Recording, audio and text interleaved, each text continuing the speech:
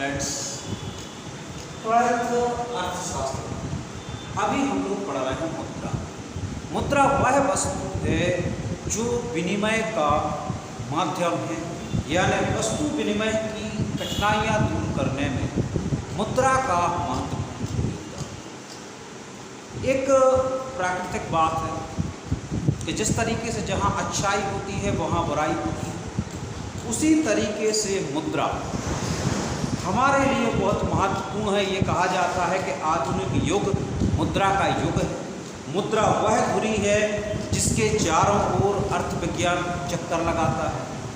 एक छोटी सी बात है, यदि आप मंदिर जाते हो और मंदिर के लिए आप अगरबत्ती ले जा रहे हो, प्रसाद चढ़ा रहे हो, तो ये सब चीज़ें भी पैसे से आएंगी। और यदि आप सिर्फ हाथ जोड़ के आ जाते हो तो फर्क तो पड़ेगा। तो पैसे से सब कुछ है, पैसे से दुनिया चलती है, ये फैक्ट बात है। लेकिन जहाँ अच्छाई होती है वहाँ बुराई भी होती है। तो आज हम लोग अध्ययन कर रहे हैं मुद्रा के दोष, यानी मुद्रा की कुछ जो खराबी। तो मुद्रा के दोष में सबसे पहले हम लोग देखते हैं आर्थिक दोष।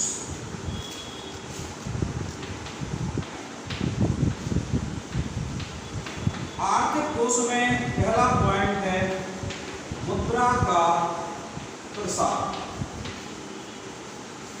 सरकार जो मुद्रा जारी करती है, यदि सरकार के द्वारा जारी की गई मुद्रा की मात्रा अधिक हो जाती है, तो अधिक होने की स्थिति में बाजार में पैसा ज़्यादा आएगा, लोगों के पास ज़्यादा पैसा आएगा। और जब भी मुद्रा की मात्रा अधिक होती है तो ऐसी स्थिति में मुद्रा का मूल्य कम हो जाता है। एक छोटा सा एग्जाम्पल है, आपके जेब में 100 रुपये का नोट है, उसकी एक लिमिट है, आप बाजार में खरीदने जाते हैं तो आप उस लिमिट के हिसाब से खरीदेंगे। लेकिन यदि आपके जेब में 200 रुपये हैं, 300 रुपये है, तो ऐसी स्थिति में किसी वस्तु के रेट बढ़ जाते हैं तो भी आप देने के लिए तैयार हैं, क्योंकि आपके पास पैसे हैं। लेकिन ऐसी स्थिति में मुद्रा का मूल्य कम हो गया।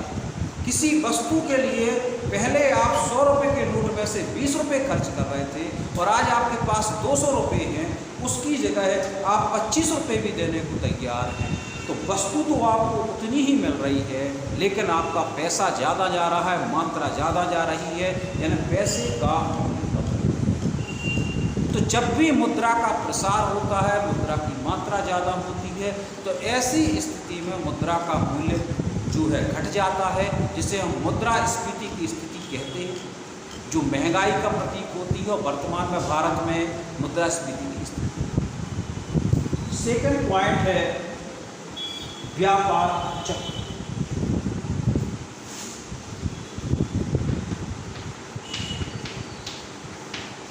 मुद्रा के अधिक होने से, मुद्रा का प्रयोग होने से व्यापार में बहुत अधिक उतार चढ़ाव आते हैं। इस उतार चढ़ाव का प्रभाव जो है हर वर्ग पर पड़ता है।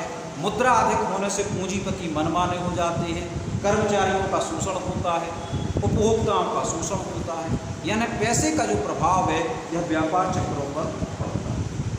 अति पूंजीकरण व उत्पादन का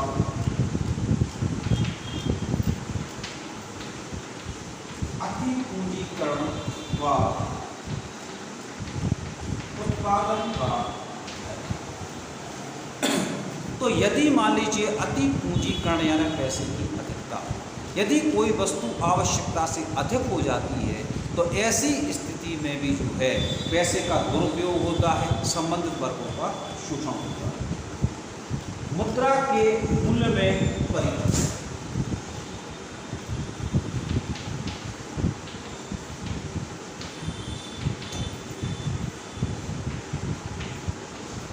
यदि राजनीतिक अस्थिरता है, व्यापार चक्र में ज़्यादा उतार चढ़ाव है, तो इन स्थितियों का प्रभाव मुद्रा के मूल्य पर, रुपए के मूल्य पर पड़ता है। और यदि मान लीजिए मुद्रा का मूल्य, रुपए का मूल्य बार बार परिवर्तित हो रहा है, अस्थिर है, तो इसका प्रभाव हमारे पूरे व्यापार चक्र पर, जीवन स्तर पर पड़ता है। पूंजीवाद को प्रोत्साहन।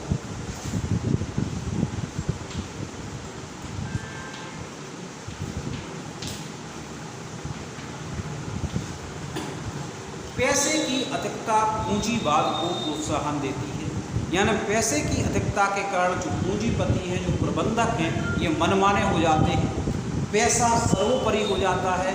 ऐसी स्थिति में कर्मचारियों की भूमिका, मानवीय तत्व जो है उसमें गिरावट आ जाती है।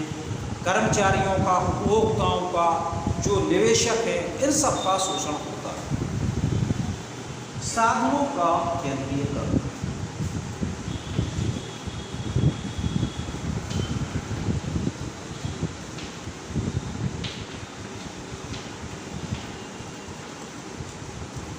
मुद्रा की अधिकता होने से पूंजीपति मनमाने हो जाते हैं। जो भी उत्पादन के साधन हैं उन पर उनका पूर्ण नियंत्रण हो जाता है। केंद्रीकरण होने से पूरी व्यवस्था कुछ गिने चुने हाथों में केंद्रित हो जाती है, जिससे पूरी समाज पर प्रभाव पड़ता है। जो वर्तमान का युग भी इसी टाइप का प्रतीक है कि पूंजीपति मनमाने हैं, उपभोक्ताओं का, निवेशकों का, कर्मचारियों का, सबका शोषण हो जाता है।